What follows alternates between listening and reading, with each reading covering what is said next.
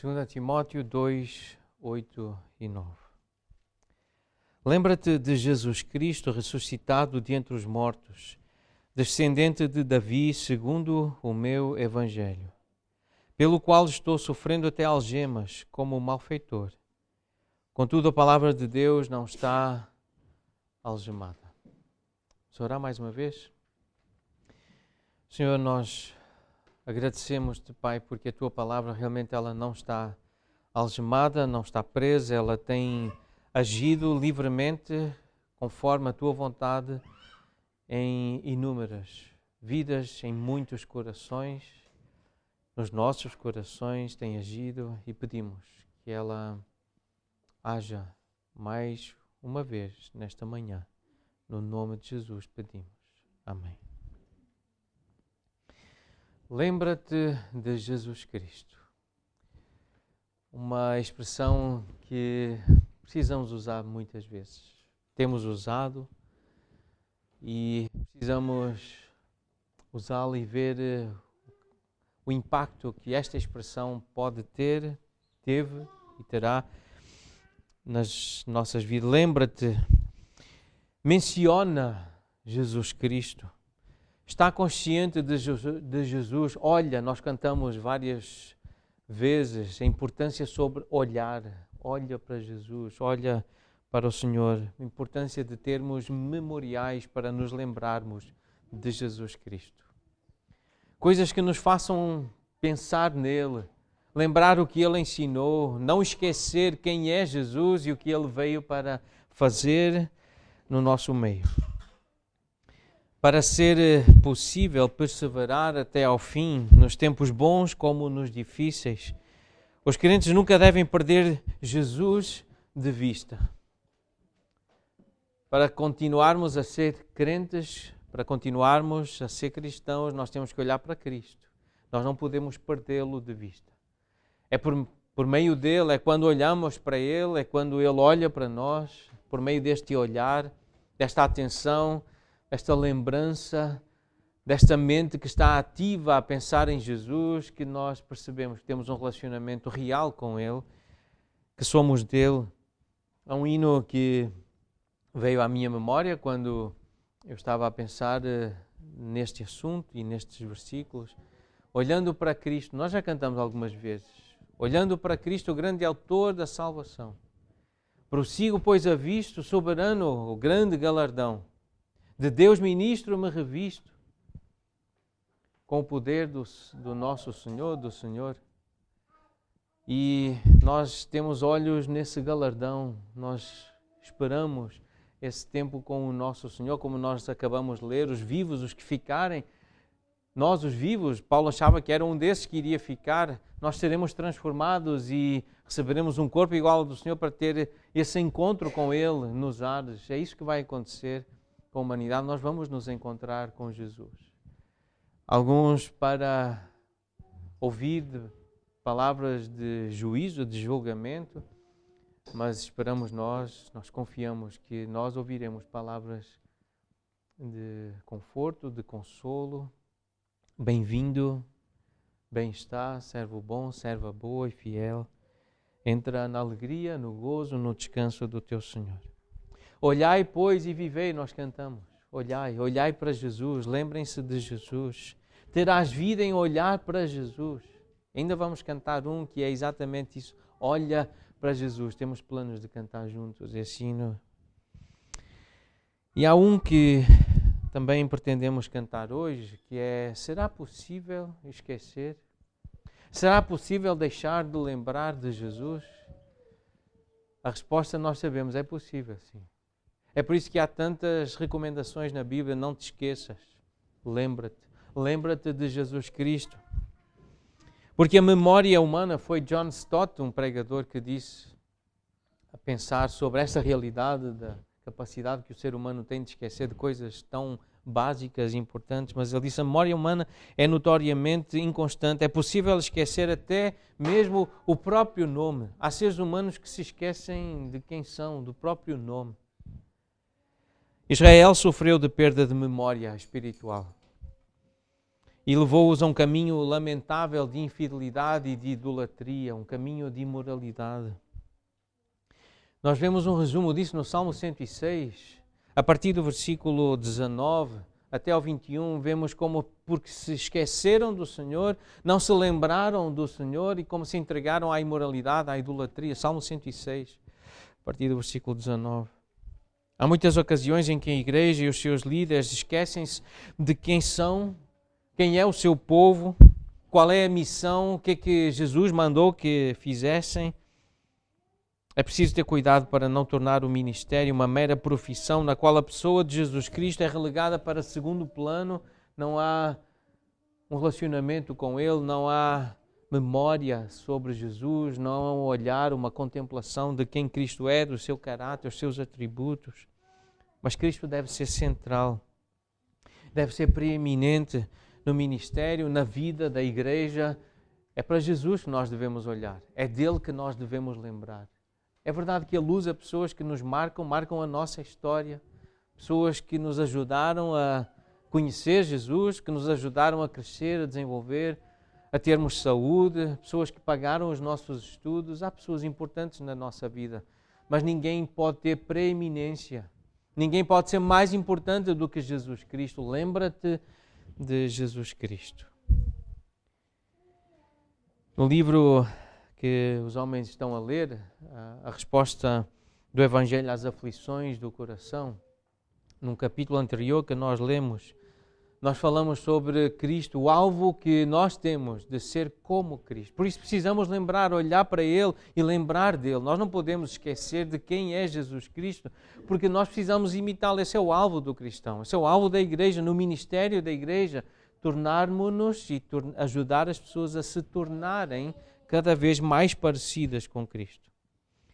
E ao contrário das abordagens do mundo, as abordagens seculares, das escolas, das universidades, que procuram ajudar as pessoas que estão a sofrer a se tornarem autorrealizadas, a terem paz interior, e usam termos muito genéricos como plenitude pessoal, ser aquilo que deveria ser, saúde mental, cura interior.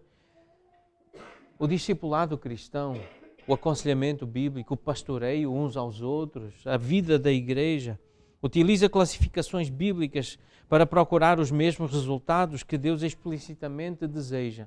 Há coisas que Deus disse claramente, e a principal que Ele deseja é que as pessoas o amem. Amarem a Deus e ao próximo. Esse é o grande mandamento. Amar a Deus e amar o próximo. Serem repletos de alegria, de paz, de esperança de Cristo, de toda a plenitude de Deus, a serem santificados e edificados pela palavra de Deus, a serem fortalecidos pelo Espírito de Deus, demonstrando o seu fruto, o fruto do Espírito na sua vida.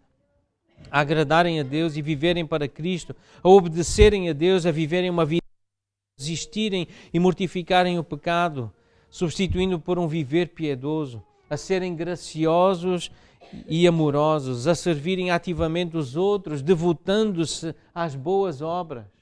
São coisas bem claras nas Escrituras. Deus espera que os crentes sejam maduros e completos, transbordando de gratidão, cheios de ações de graças. E pode-se resumir todos estes alvos bíblicos, com várias passagens bíblicas, como um objetivo supremo, que os nossos discípulos, que os nossos irmãos, aquelas pessoas que nós queremos alcançar e ajudar, se tornem mais e mais parecidos com Jesus. O perfeito humano, ainda que divino, que incorpora completamente cada ideal bíblico que nós mencionamos. No livro Criando uma Cultura de Cuidado na Igreja, tem uma pergunta num capítulo: o que é normal? Uma pergunta que nos ajuda muito a focar naquilo que é o padrão, naquilo que é uma referência, um exemplo, um modelo, um nível de exigência para a igreja, para ser verdadeiramente crente. Além de Deus ter chamado exclusivamente a igreja para cuidar de almas, também a equipou com algo que o mundo não pode oferecer. uma representação verdadeira e objetiva do que significa ser normal. Jesus demonstra como uma pessoa comum deveria viver. É por isso que nós precisamos nos lembrar uns aos outros da importância de olhar para Cristo. Porque Ele demonstra na prática como uma pessoa normal, uma pessoa comum deveria viver. Refletindo o caráter de Deus, vivendo plenamente dependente dEle e como parte da restauração que Deus está a fazer na vida das pessoas, nós somos transformados de glória em glória, à medida que nos vamos conformando à imagem de Cristo, sendo mais parecidos com Jesus. Romanos 8:29 diz: porquanto aos que de antemão conheceu, também os predestinou para serem conformes à imagem do Filho, do seu Filho, a fim de que Ele seja o preeminente, o primogênito, o maior, o principal entre todos, entre muitos irmãos. Segundo aos Coríntios 3:18, todos nós com o rosto desvendado, contemplando como por espelho a glória do Senhor, sendo transformados de glória em glória, na sua própria imagem. Isto é obra do Espírito Santo, sendo cada vez mais como Jesus.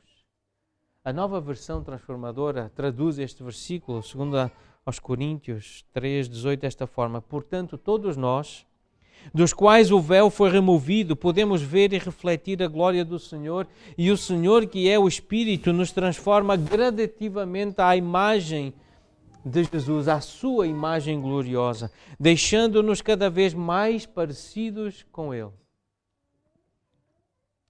Embora, de certa forma, Jesus esteja longe de ser normal, sendo o homem-Deus, nesse sentido, contudo, Ele mostrou-nos o verdadeiro padrão de como uma pessoa normal deveria ser, alguém que vive em submissão e em honra ao Pai. Uma pessoa normal, cristã, deve querer honrar o Senhor, deve querer agradar o Pai. E foi isso que Jesus veio fazer e procurou exemplificar. Muita gente na nossa cultura, na nossa sociedade, está influenciada por esse pensamento psiquiátrico, psicológico, essas doenças mentais. E os médicos usam o manual de diagnóstico e estatística de perturbações mentais. É chamada até a Bíblia dos psiquiatras, esse manual. Tem sido atualizado ao longo dos anos, vai na 5ª edição. E esse manual contém centenas de diagnósticos para categorizar comportamentos e emoções humanas anormais. E tudo isso sem trazer uma definição clara sobre o que é de facto uma experiência humana normal. Eles só dizem que é anormal, mas eles não definem o que é uma experiência humana normal. Mas como é que nós podemos determinar o que é normal e o que é anormal? O que é que não é normal? Nós estamos simplesmente a descrever comportamentos e emoções indesejáveis. Ou será que há genuínos diagnósticos de anormalidade? São coisas que eu não gostaria de sentir, não gostaria de estar a experimentar? Ou realmente isso não é normal? Essas definições estão atreladas a um contexto cultural ocidental, secularizado, longe de Deus, que acredita na ciência, uma ciência que não é perene, que muda, que não é infalível. E a pergunta é: o que significa ser normal? Jesus é normal. Essa é uma afirmação que nós precisamos fazer. Nós precisamos repetir esta ideia. Jesus é normal. Lembra-te de Jesus Cristo. Jesus, Ele é o verdadeiro humano. O Filho Eterno tomou sobre si a natureza humana completa para que pudéssemos um dia saber que realmente é possível ser humano, verdadeiramente humano, como Deus planeou a humanidade para ser. Restaurados à imagem que se perdeu, sem corrupção, como, segundo Adão, Jesus viveu da maneira como o homem foi concebido por Deus para viver. Jesus viveu totalmente dependente do Pai, refletindo o caráter de Deus em verdadeira adoração e comunhão com Ele, ao servir os outros em amor e vivendo em comunhão com o Pai. Isso é a normalidade que Deus quer ver na humanidade. Tudo o que nós precisamos de Deus, disse um dos conselheiros que liderou esse ministério e tem liderado esse ministério de formação de novos conselheiros, Heath Lambert. Ele agora serve como pastor numa igreja, deixou a associação a liderança da associação, mas é um nome, uma referência, Heath Lambert. Ele disse assim: tudo o que nós precisamos de Deus exige que nós confiemos em Jesus para o receber. A não pecaminosidade de Jesus fala diferente de todos os outros humanos, mas isso não o torna menos humano. Certamente a ausência do pecado em Jesus fala o mais humano do que qualquer outra pessoa. Não é necessário pecar para ser humano. Seres humanos não foram criados para pecar, e sim para glorificar a Deus com tudo o que são. O pecado, por distorcer o nosso projeto de honrar a Deus, na verdade, desumaniza-nos. A perfeição imaculada de Jesus, longe de minimizar a sua total humanidade, na verdade, eleva a humanidade de Jesus. Nós diferenciamos o normal do anormal observando como Jesus viveu aqui na Terra. A cultura secular não tem um método que define normal, portanto, luta para determinar o que é anormal. Todavia, nós podemos estabelecer o que é normal olhando para Jesus. O cristianismo tem um objetivo, um foco, que sejamos conformados à imagem de Cristo. Isto implica que, por natureza, nós somos anormais, logo podemos entender que precisamos de transformação. Nós precisamos de ajuda. Nós somos totalmente dependentes de Deus para cumprir o verdadeiro propósito que Ele mesmo designou para nós. É por isso que Jesus é essencial para o cuidado da alma. A igreja é o meio que Jesus utiliza para pastorear a nossa alma à medida que nós ouvimos o conselho de Deus, da sua palavra e do Espírito Santo. Na igreja, o próprio Jesus aperfeiçoa, encoraja, conforta, cura e restaura as suas ovelhas. Isso acontece neste contexto, o contexto da igreja. Então, em meio às lutas que os crentes enfrentam, neste mundo caído, Deus está a trabalhar, a operar em todas as coisas, incluindo essas lutas, essas frustrações, essas coisas indesejáveis, para nos tornar como Jesus. Por outro lado, Deus chama-nos a nos empenharmos, a orar, para que esse resultado específico brote naqueles a quem nós ministramos, a quem nós servimos, aconselhamos, discipulamos. O aconselhamento, o ministério pastoral, o discipulado bíblico é um ministério que oferece cuidado, que imita a Cristo e no qual é aplicada a palavra de Deus às pessoas que estão a enfrentar problemas pessoais e relacionais, ajudando-as a conhecerem e a seguirem Jesus no coração e no comportamento em meio às lutas que enfrentam. Lembrar de Cristo. E é isso que nós precisamos. Nós precisamos desse ministério no nosso meio, nós precisamos uns dos outros a nos dizer: lembra-te de Jesus Cristo. Lembra-te. Ele que ressuscitou dos mortos, está ressuscitado, Ele está vivo. A ressurreição de Cristo é a verdade central da fé cristã. É verdade que Ele morreu, mas tantos outros morreram. O que é que há de especial, de singular em Jesus? É que Ele reviveu, Ele está vivo, Ele é ressuscitado dentre os mortos. 1 Coríntios 15, principal capítulo da Bíblia sobre a ressurreição, mas por meio da ressurreição Deus confirmou a obra redentora perfeita de Jesus Cristo. Lá no versículo 17, 1 Coríntios diz: se Cristo não ressuscitou, é vã a vossa fé e ainda permaneceis nos vossos pecados. Mais à frente, no versículo 19, nós lemos: se a nossa esperança em Cristo se limita apenas a esta vida, somos os mais infelizes de todos os homens. Ele ressuscitou, Ele está vivo, por isso nós podemos ser felizes. Por isso nós podemos nos sentir realizados, esperançosos, confiantes acerca do futuro. A ressurreição de Cristo está no centro da teologia bíblica, da teologia paulina, apostólica, por isso da boa teologia. A ressurreição está no centro. É a base para a esperança que é expressa aqui em 2 Timóteo, nos versículos 11 e 12. Fiel é esta palavra, se já morremos com Ele, também viveremos com Ele.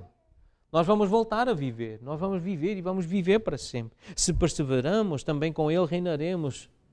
Esta é a nossa confiança, nós vamos voltar a viver. Os que já foram, que já partiram desta terra, da história aqui, um dia voltarão para reinar com Jesus. Esta é a nossa confiança. A ressurreição está no centro daquilo que verdadeiramente nos pode consolar, animar.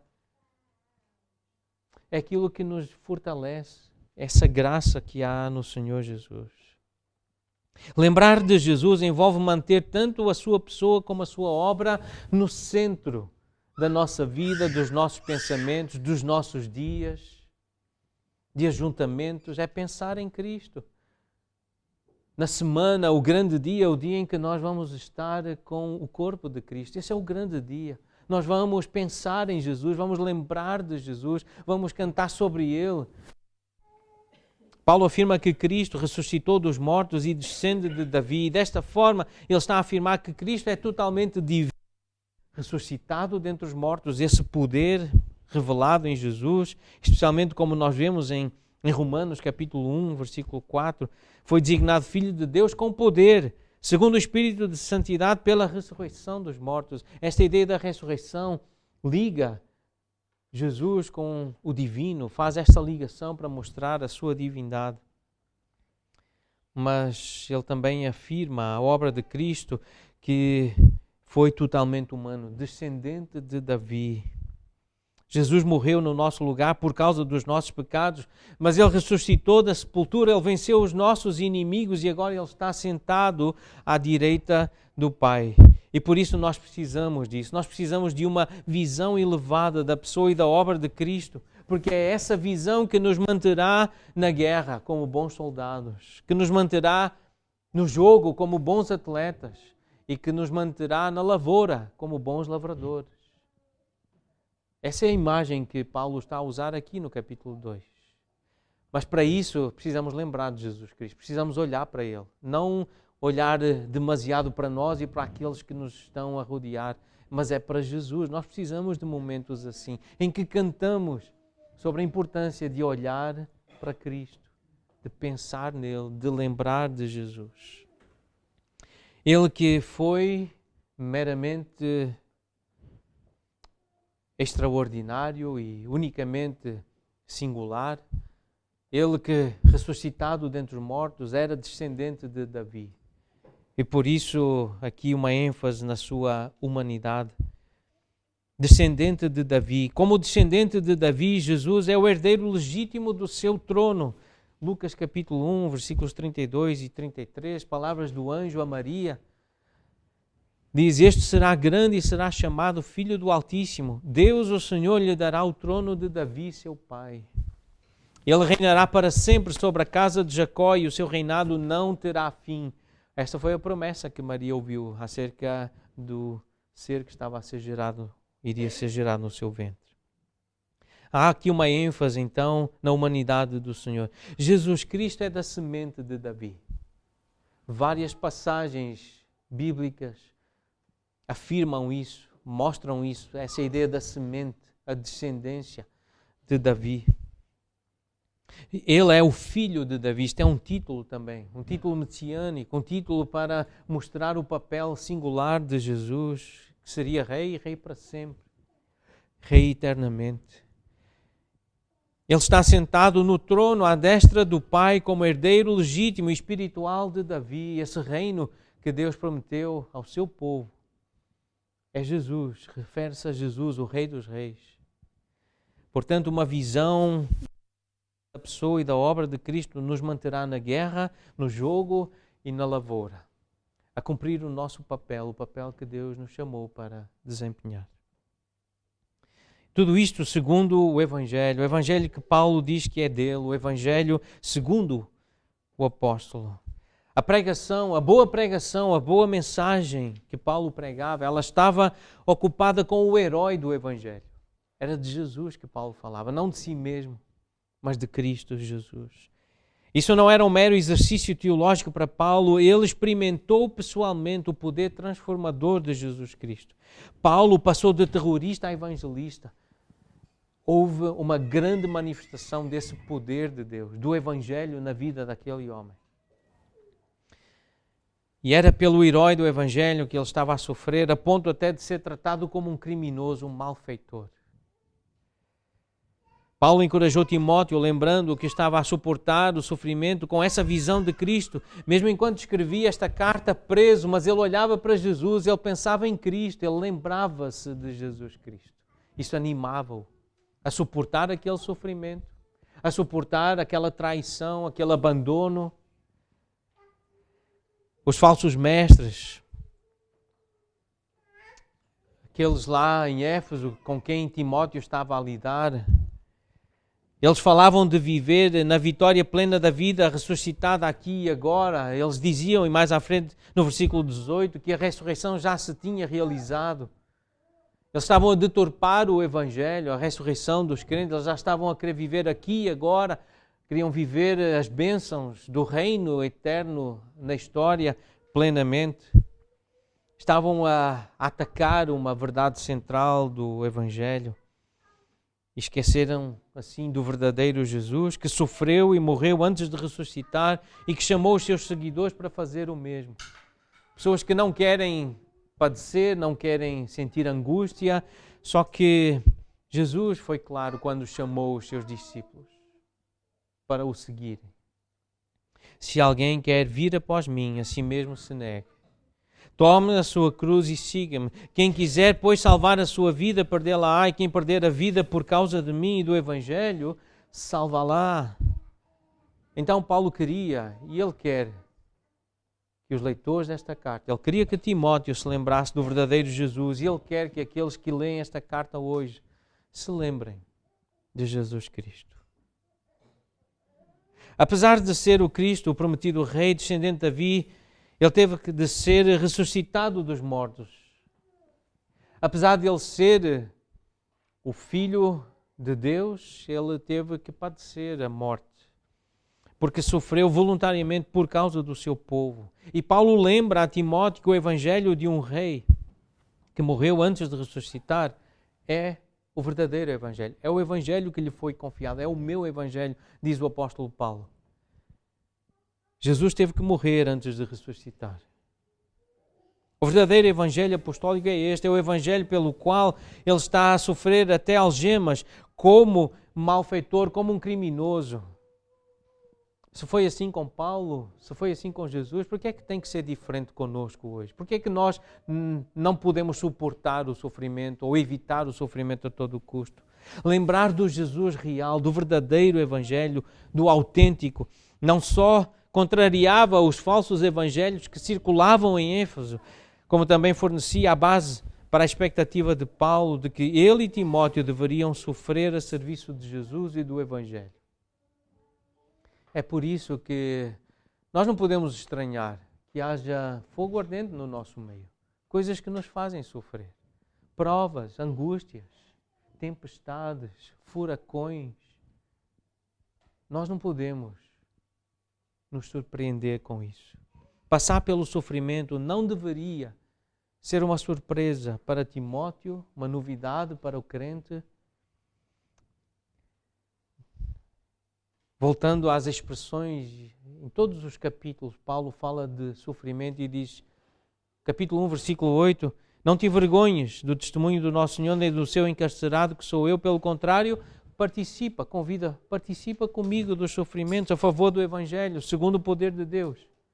2 Timóteo 1:8. Agora no capítulo 2, versículo 3, diz, participa dos meus sofrimentos como bom soldado de Cristo. No capítulo 3, versículo 12, diz, todos quantos querem viver piedosamente em Cristo serão perseguidos, vão sofrer. Capítulo 4, versículo 5, tu porém se sóbrio em todas as coisas, suporta as aflições, faz o trabalho de um evangelista, cumpre cabalmente o teu ministério. Suporta as aflições. Irmão, irmã, se somos crentes, se somos de Jesus, nós vamos sofrer, nós vamos passar por aflições. Estamos a ser convidados a tomar a cruz, a nos associar a esse ministério de sofrer por causa de Jesus. Até de injustiça, como malfeitor, como criminoso, ser tratado como um criminoso. Mas Jesus disse, Mateus 5, versículo 10, bem-aventurados os perseguidos por causa da justiça, porque deles é o reino dos céus. Bem-aventurados sois quando por minha causa vos injuriarem e vos perseguirem e mentindo disserem todo o mal contra vós.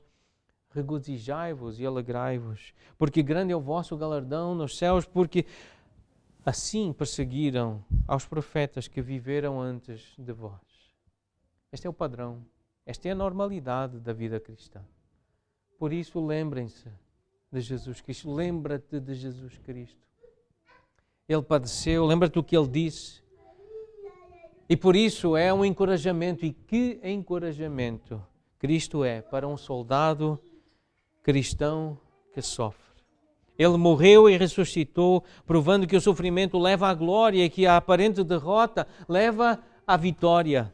Jesus foi tratado como um malfeitor e os seus soldados serão tratados da mesma forma, como Paulo foi, como um criminoso.